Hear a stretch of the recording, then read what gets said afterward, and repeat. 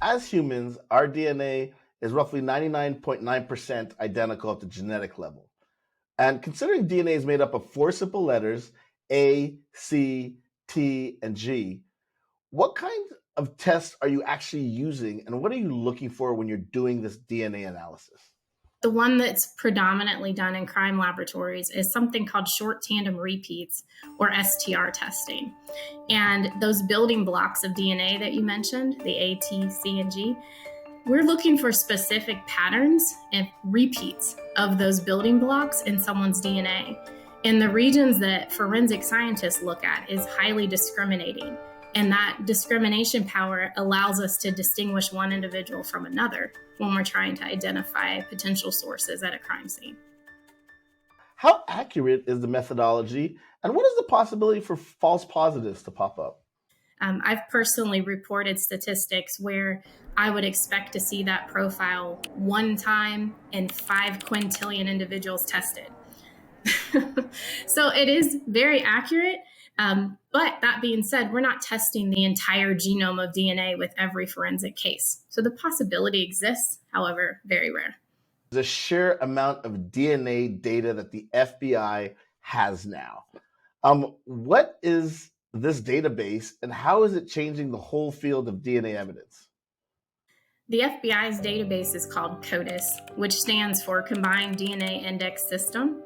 So this is a database that's utilized at the federal level, the state level, and the local level. So crime laboratories throughout the country can utilize this tool to search electronic DNA profile records. And it's used every day to identify individuals who may have left their DNA at a crime scene and also to potentially link cases together. What are the types of cases that CODIS can help solve? Crime labs can put DNA profiles in from anything ranging from a property crime to a homicide case. And that's the power in the database. You may find several property crimes that are linked together, and then years down the road find that it's linked to a homicide or even a named individual at that point, really helping to move the investigation along for investigators. Tell us about the Stephanie Hummer case. Stephanie Hummer was a student at The Ohio State University back in the mid-90s. Yeah, I remember this case well. It was 1994. Stephanie Hummer was a bright OSU student who was abducted from campus, raped, and killed. The case shocked the entire community. The FBI DNA CODIS database didn't exist. The case went cold.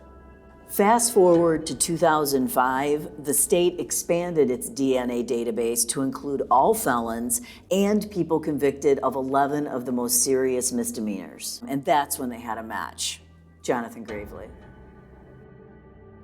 And they were able to investigate further and eventually led to a confession in her case. So some criminals are not found by a match of their own DNA, but by their relatives' match in CODIS. Can you tell us about the Justin Christian case? So back in 2016, a 6-year-old was abducted and assaulted in Cleveland.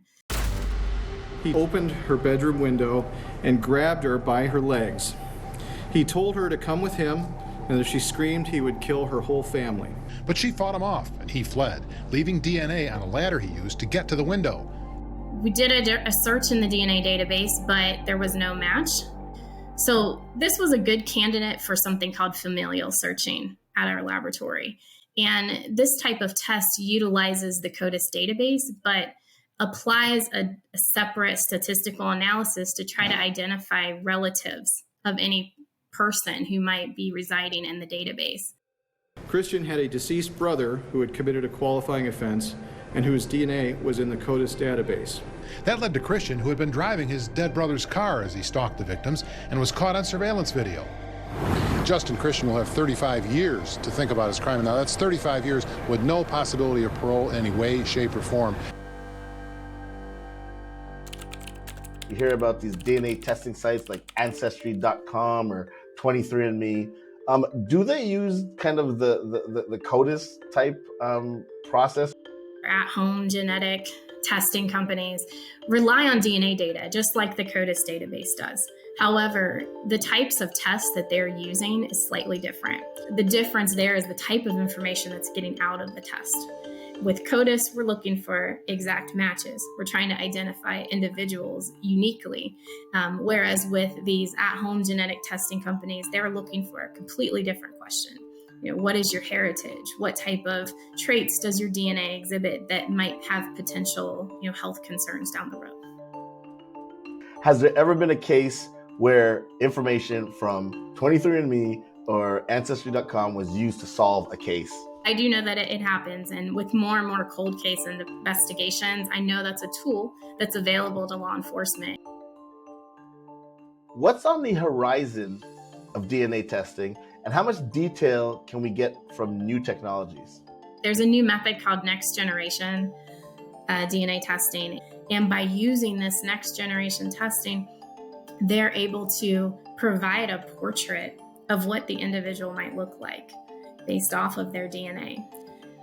So that is a very powerful tool in and of itself, to be able to take some unknown profile and provide a picture or an image of what that might look like.